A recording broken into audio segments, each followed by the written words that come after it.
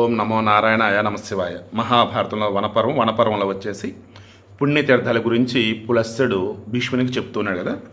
అలా నిన్న వచ్చేసి ఎక్కడని చెప్పున్నారు, యక్షిణి ఒక ప్రసిద్ధ క్షేత్రం ఉంది, అక్కడ చేరి స్నానం చేస్తే కోరికలన్నీ తీరుతాయి అన్నాడు కదా.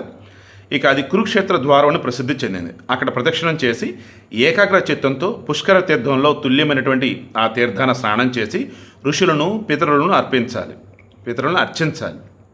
దీనివలన అశ్వమేధ ఫలాన్ని కృతకృత్యతను సాధించగలడు. జమదగ్ని పుత్రుడు పరశురాముడు ఈ తీర్థాన్ని నిర్మించాడు. యక్షిణి తీర్థంలో కృతకృత్యుడైతే అశ్వమేధ ఫలం లభిస్తుంది.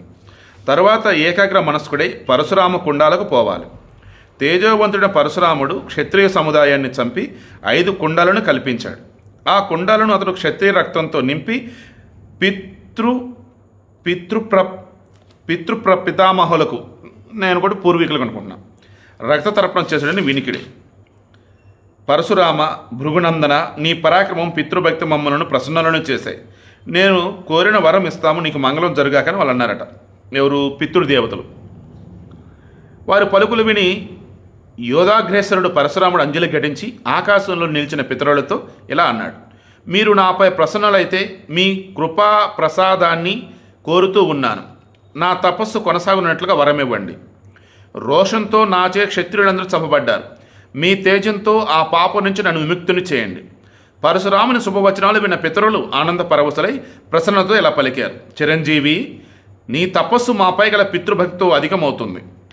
కోపంతో నీవు చేసిన క్షత్రియ సంహారం నుంచి విముక్తిని పొందుతావు. ఆ క్షత్రులు వారి కర్మలచే నశించారు. నీచే నిర్మింపడినటువంటి కుండాలు తీర్థాలు అవుతాయి.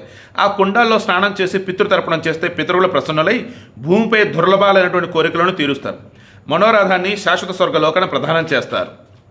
ఈ విధంగా వరాలిచ్చి ప్రేమతో అతని అనుమతి పొంది అంతర్ధానమయ్యారు. ఇలా రామహ్రదాల్లో మేబీ ఆ కుండాల్లో స్నానం చేసి బ్రహ్మచారి నీతవ్రతుడయి పరశురాముని అర్చిస్తే సువర్ణ రాశిని పొందుతాడు. పిమ్మట వంశమూలక తీర్థానికి చేరుకోవాలి. అక్కడ స్నానం చేస్తే వంశం తరిస్తుంది. కాయశోధన తీర్థంలో స్నానం చేస్తే శరీరం తప్పక శుద్ధి అవుతుంది. శరీర శుద్ధిని పొందిన మానవుడు శ్రేష్టాలు కళ్యాణమయాలైన లోకాలను చేరతాడు. అలా ప్రయాణం చేస్తూ లోకాధార తీర్థాన్ని చేరాలి. అది ముల్లోకాలలో ప్రసిద్ధమైంది. అక్కడ స్నానం చేసిన వాడు తన వారందరిని ఉద్ధరించగలడు. స్త్రీ తీర్థంలో మునిగి జితేంద్రుడై పితృదేవతలను దేవతలను అర్చిస్తే సంపదను పొందగలడు.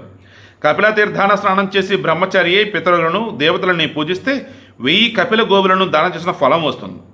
సూర్యతీర్థాన్ని చేరి ఏకాగ్రతతో పితృదేవతలను ఆరాధించి ఉపవాసం చేస్తే అగ్నిష్టోమయాగ ఫలాన్ని పొంది సూర్యలోకం చేరుతాడు.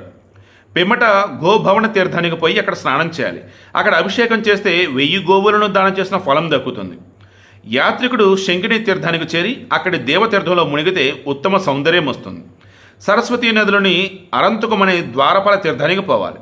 యక్షరాజైన కుబేరుని రేవు అక్కడుంది. అక్కడ స్నానం చేస్తే అగ్నిష్టోమయాగ ఫలం కలుగుతుంది. ఆ ప్రదేశం నుంచి బ్రహ్మవర్తం చేరాలి.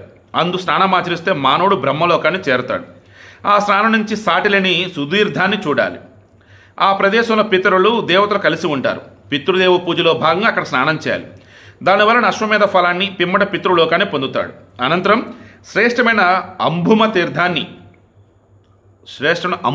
తీర్థాన్ని సేవించాలి. కాశీశ్వర తీర్థాలలో స్నానమాడితే రోగాలు దూరమై బ్రహ్మలోకానికి పోతాడు. అక్కడే మాతృ తీర్థం ఉంది. అందు మునిగిన వాడికి సంతాన వృద్ధి పొంది తగ్గని సంపదను, అంటే విపరీతమైన సంపద కూడా వచ్చిందని అంటున్నారు. ఇక రిమైనింగ్ తీర్థాలు ఏమని రేపు డిస్కస్ చేద్దాం.